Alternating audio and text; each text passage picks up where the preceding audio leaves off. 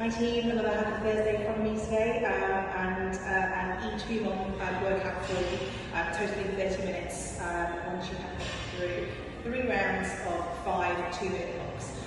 So your first block, if you're using weights, and we've got weights on most options.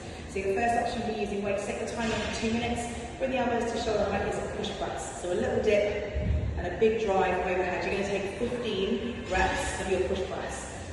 In the remaining time that you've got left after that, to a total of 2 minutes, it's just going to be an overhead hold. So you're squeezing the biceps by the ears, draw the core in, so tuck the tailbone gently under. Think about the tailbone pointing down towards the floor rather than kind of out and back.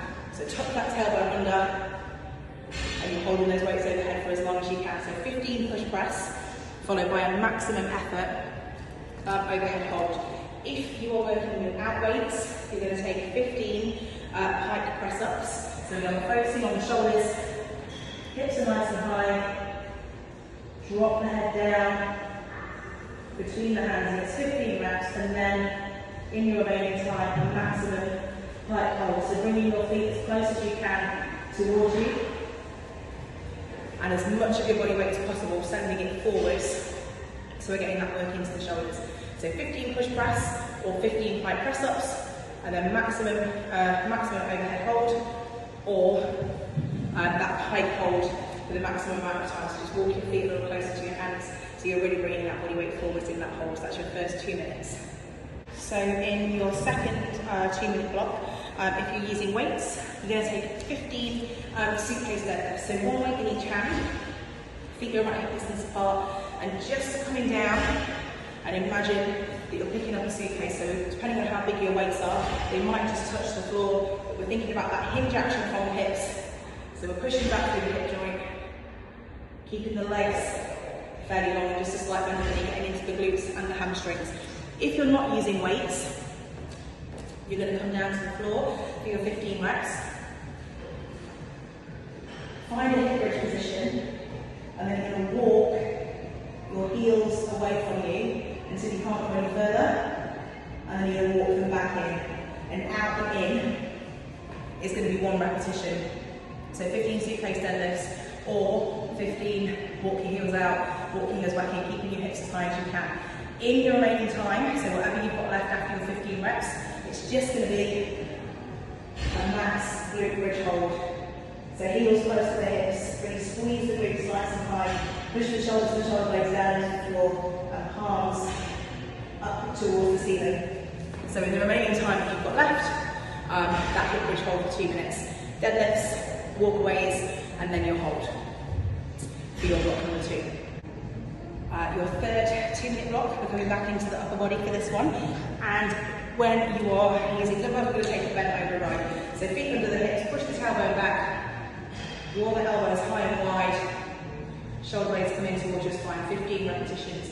If you are not using weight, we're going to come into a high plank position. Shoulders are underneath, shoulders are above the wrists, so arms are nice and long. And you're going to take a row, bringing the hand towards the hip, place the hand gently down, and then tap the opposite shoulder. So row up, little tap, and then tap the opposite shoulder. So there is a little bit more core work involved in that one, but we want to focus on that row, putting the arm on the back, and then a little across. So 15 bent over rows, or 15 row and shoulder tap. In the remaining time, so however long you've got left of your 2 minutes, it's the bottom of the press up hold. So hands a little wider than the shoulders, body nice and long. Come down to the bottom of your press up, tuck the tailbone under, chin is tucked. Drop to the knees if you need to, but try and hold that bottom position for as long as you can. So the elbows are drawn in tight at the side of the body, chest, shoulders, triceps, all should be on, core nice and tight as you hold that bottom press up position. Your fourth block of work, coming back to use the legs again. So this time, just one weight, holding it nice and high, we're coming into a goblet squat. So feet by hip distance apart, a comfortable squat stance for you. Now 15 reps, we want to focus on the tempo. So 2 seconds to come down, 2 seconds pause at the bottom, and then drive out nice and powerfully. So taking 1, 2 to come down, 1, 2 to hold, and then drive up, 15 repetitions. The same pace will apply if you're not using weight. So we're going to go down for 2, hold for 2, and then spring back up. But if you're not using weight, you're going to go for 20 repetitions, so you've got 5 extra. So 15 if you are using weight, 2, 2 and drive up, 20 if you're not using weight. In the remaining time that you've got left, find yourself a wall. I won't use a wall, but it's just going to be a wall sit. So take your weight with you if you wish, nice and tall against the wall, and in your remaining time, hold that wall sit for as long as you can. For your 5th block, you're going to move through 3 different exercises depending on what round you're on. So this is your cardio phase. At the end of round 1, for the 2 minutes, maximum effort, 180-degree squat jumps. So sink down nice and low into the legs.